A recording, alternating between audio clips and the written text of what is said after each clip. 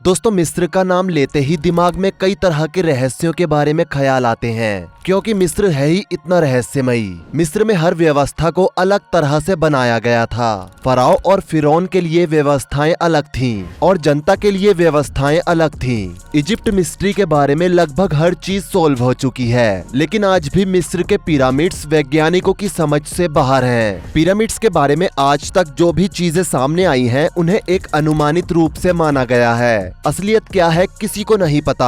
आज भी इन पिरामिड्स पर वैज्ञानिक और पुरातात्विक शोध चल रहे हैं। इजिप्ट में बना गीजा का पिरामिड दुनिया के 7 अजूबों में शामिल है। गीजा में बने ये पिरामिड्स करीब 4500 साल पुराने हैं। हजारों साल पहले बने ये पिरामिड्स, इन पर आज भी खोज चल रही है। आज भी ये पिरामिड्स लोगों के जहन में सवाल पैदा करते हैं कि आखिर इतने बड़े पिरामिड्स को कैसे बनाया गया होगा। इतने विशालकाय और ऊंचे पिरामिड्स को बनाने के लिए लाखों पत्थरों का कैसे इस्तेमाल किया गया होगा। अब एक रिसर्च में सामने आया है कि हजारों साल पहले नील नदी की एक धारा का इस्तेमाल करके औसतन 2 टन वाले पत्थरों और दूसरी जरूरी सामग्रियों को जुटाया गया था।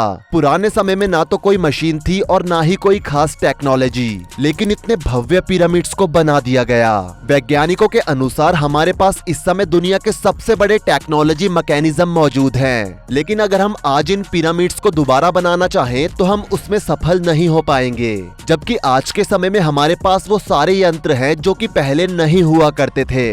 पिरामिड्स की बात करें तो इन पिरामिड्स को बनाने के लिए ग्रेनाइट और चूना पत्थर की 23 लाख शिलाओं का इस्तेमाल किया गया है। हर पत्थर का वजन औसतन 2 टन है। गीजा के 3 मुख्य पिरामिड्स में से सबसे बड़ा ग्रेट पिरामिड है, जो कि फराओ खुफू द्वारा बनाया गया था और इसकी ऊंचाई 146 मीटर यानी कि करीब 181 फीट है। इस पिरामिड के बनने के बाद 1221 ईस्वी तक मनुष्यों ने ग्रेट पिरामिड से ज्यादा ऊंचा कुछ भी नहीं बनाया। पिरामिड्स में अनुमान था 2 मिलियन 3 लाख ब्लॉक्स हैं, जिनमें से कुछ का वजन 50 टन से भी ज्यादा है। सारे ब्लॉक्स एक जैसे नहीं हैं। कुछ ब्लॉक्स पकड़ मजबूत करने के लिए हॉरिजॉन्टल बनाए गए हैं, उसके बाद कुछ वर्टिकल्स बनाए गए हैं, उसके बाद कुछ ब्लॉक्स को इस तरह से बनाया गया है कि उनमें तिकोने आकार के पत्थर एक दूसरे की तरफ मुंह करके रखे गए हैं, ताकि ये मजबूती से फिट हो सके और अपने ऊपर के पत्थरों का सारा भार सह सके। और इन पत्थरों को रखने के बाद इनमें बीच बीच में बनने वाले गैप को जिप्सम प्लास्टर से भरा गया है। इस प्लास्टर को आज भी बहुत अच्छी तरह से देखा जाता है। यूनानियों का मानना है कि पिरामिड्स का निर्माण दासों ने किया था, लेकिन पुरातात्विक विभाग ने अपनी कुछ आधुनिक खोजों के द्वारा इस बात को सिद्ध किया है कि इन पिरामिड्स को कुशल श्रमिकों ने बनाया था। गीजा का पिरामिड बनाने में सबसे महत्वपूर्ण चीज श्रमिक ही थे।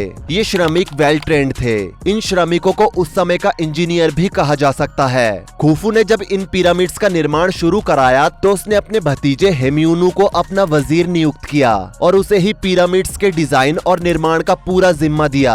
इन बने हुए पिरामिड्स में वैज्ञानिक अक्सर एक चीज को लेकर बहुत कंफ्यूज रहते हैं, वो ये कि जब पिरामिड्स के ब्लॉक के पत्थरों को भरना शुरू किया गया होगा तो जमीन से लगे हुए ब्लॉक्स तो भर दिए गए होंगे, लेकिन पिरामिड्स की चोटी पर बने हुए ब्लॉक्स को कैसे भरा गया होगा, उनमें पत्थर कैसे फिट किए गए होंगे। और पत्थरों का वजन भी करीब 2 टन है। उस समय ना तो कोई क्रेन थी और ना ही कोई हेलीकॉप्टर, और अगर ये चीजें होती भी तो भी 2 टन का पत्थर नहीं उठा पाती। और श्रमिकों का कितना भी बड़ा समूह इतने भारी पत्थरों को नहीं उठा सकता था। मिस्र के विद्वान और वैज्ञानिकों के लिए ये तकनीकी कुशलता आज भी एक रहस्य है। गीजा के महान पिरामिड में 3 कक्ष हैं। राजा और रानी के कक्ष पिरामिड के ऊंचे स्थान पर हैं। निचले स्थान पर एक और कक्ष है जो अधूरा है। शायद इसका निर्माण होते होते इसे बीच में ही छोड़ दिया गया था। पिरामिड के नीचे तल के मुख्य भाग में 2 मंदिर हैं, जो कि फराओ खुफू के सम्मान में बनाए गए थे। पिरामिड्स के बारे में और बात करें तो पिरामिड का प्रवेश द्वार उत्तर दिशा में है। यहाँ से एक रास्ता अंदर की तरफ गया हुआ है जो करीब 39.9 मीटर लंबा है। यहाँ से प्रवेश करते ही सामने एक बड़ी गैलरी है जो 1.04 मीटर चौड़ी, 8.6 मीटर ऊंची और 46.68 मीटर लंबी है। इसके फर्श में प्रत्येक तरफ एक अलमारी है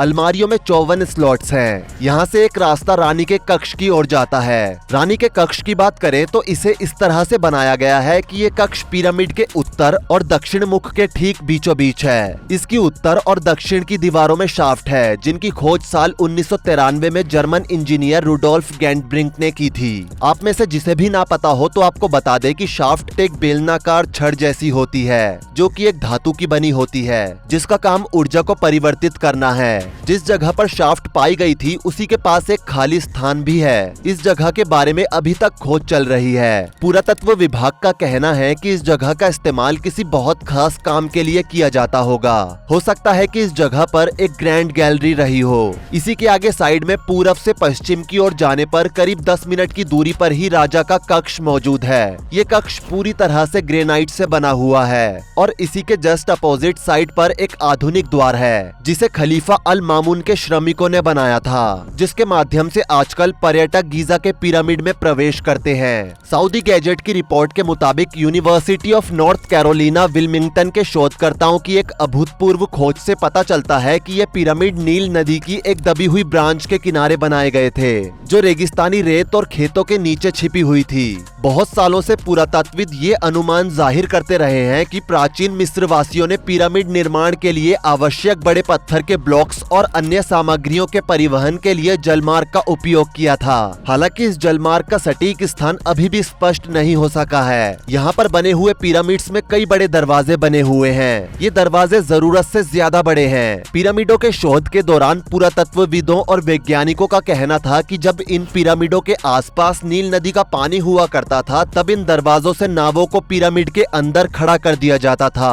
ताकि नावें सेफ रहें। दोस्तों, जब पहली बार इन पिरामिडों को खोजा गया था तो पिरामिड ऐसे नहीं थे, बल्कि ये पिरामिड्स रेत और बालू से आधे दबे हुए थे। फिर इस जगह को अच्छे से साफ किया गया और सारी रेत को हटाया गया। जब रेत को हटाया जा रहा था तो उस समय यहाँ पर कई कंकाल भी मिले थे, जो कि उतने ही पुराने थे जितने पुराने पिरामिड्स थे। निष्कर्ष ये निकाला गया कि शायद ये श्रमिक हैं, जो कि यहाँ पर काम करते करते भूख से मर गए, क्योंकि इन कंकालों की जांच से ऐसा कुछ सामने नहीं आया कि इनकी मौत किसी चोट से हुई हो या फिर किसी ने इन्हें मारा हो। और पानी की भरमार उस जगह पर थी ही। प्यास से मरने का तो कोई सवाल ही पैदा नहीं होता। खाने के लिए श्रमिकों को राजा पर निर्भर रहना पड़ता था, क्योंकि राजा की आज्ञा के बाद ही इस जगह पर अनाज भिजवाया जाता था। तब जाकर यहाँ पर काम करने वाले श्रमिक खाना बनाकर खाते थे। बुक ऑफ द डेड नामक किताब में इस चीज का जिक्र हुआ है कि पिरामिड्स बनाने वाले लोग श्रमिक नहीं बल्कि दास थे, जिन्हें कैद करके रखा गया था, जिनकी संख्या लाखों में थी। हर दिन काम करते करते करीब 10 या फिर उससे भी ज्यादा दासों की मौत हो जाती थी और उन्हें पिरामिड्स के आसपास जगहों में दफना दिया जाता था। यहाँ पर काम करने वाले लोगों को खाने के लिए बहुत तड़पना पड़ता था। खबर तो ये तक है कि यहाँ पर काम करने वाले लोग उन लोगों का मांस खाते थे जो कि यहाँ पर काम करते हुए मर जाते थे। लेकिन the secret mystery of ancient Egypt नामक किताब में इन सारी बातों को झूठ बताया गया है। बल्कि इस किताब में ये लिखा है कि पिरामिड को बनाने वाले सभी व्यक्ति दास नहीं बल्कि कुशल श्रमिक थे। इन श्रमिकों को फराओ द्वारा बहुत इज्जत दी जाती थी। साथ ही इन सभी श्रमिकों का काफी ध्यान रखा जाता था। इन श्रमिकों के लिए समय से खाना पीना आता था और इन्हें वही खिलाया जाता था जो फराओ के लिए बनता था। यही नहीं, अगर किसी श्रमिक को किसी भी तरह की तकलीफ होती थी तो उसका तुरंत उपचार कराया जाता था और उसे आराम करने को कहा जाता था। और अगर कोई श्रमिक किसी कारणवश काम करते करते दम तोड़ देता था तो उसे किसी फराओ के आसपास ही बहुत सम्मान के साथ दफना दिया जाता था। The secret mystery of ancient Egypt book की बात करें तो ये किताब हाल ही में लिखी गई है। इसे कई पुरातत्वविदों ने काफी खोजबीन और जांच करके लिखा है। इजिप्ट के कई बड़े ज्ञानदाताओं का मानना है कि इस किताब में लिखी गई करीब करीब सारी बातें झूठ हैं। उनका कहना है कि इन लोगों ने पुराने मिस्र की संस्कृति से खिलवाड़ किया है, क्योंकि पूरे इजिप्ट में ऐसा कोई राजा नहीं हुआ जिसने अपने छोटे की या फिर आम जनता की इज्जत की हो। और श्रमिकों को या दासों को इतना मान सम्मान देने की बात तो आप रहने ही दीजिए। हालांकि जो भी हो, हम इस बारे में कुछ नहीं कह सकते, लेकिन हम अपने दिमाग में इस चीज को जरूर सोच सकते हैं कि हमने आज तक इजिप्ट और एंशिएंट इजिप्ट के बारे में जितना भी पढ़ा है उसमें हमें कभी किसी फराओ के बारे में ये नहीं बताया गया है कि किसी फराओ ने कभी भी किसी आम जनता को या फिर दास को या नौकर को खुश होकर कुछ दिया हो। हम हमेशा से यही सुनते आ रहे हैं कि फराओ दास के प्रति और नौकरों के प्रति बहुत कठोर थे और हमें इस चीज के सबूत भी एंशिएंट इजिप्ट में मिलते हैं। दोस्तों, मिस्र एक रहस्य रहस्यमयी जगह है जिसके अंदर आप जितना जाओगे उसके रहस्य आपको अपने अंदर और उलझाते जाएंगे। वैसे मिस्र और उसके पिरामिड्स के बारे में ये जानकारी जानकर आपको कैसा लगा नीचे कमेंट सेक्शन में जरूर बताएं। वीडियो को लाइक करें, शेयर करें और ऐसी ही और वीडियोस के लिए इस चैनल को सब्सक्राइब करके साथ में बेल नोटिफिकेशन को भी ऑल पर सेट कर लें। धन्यवाद।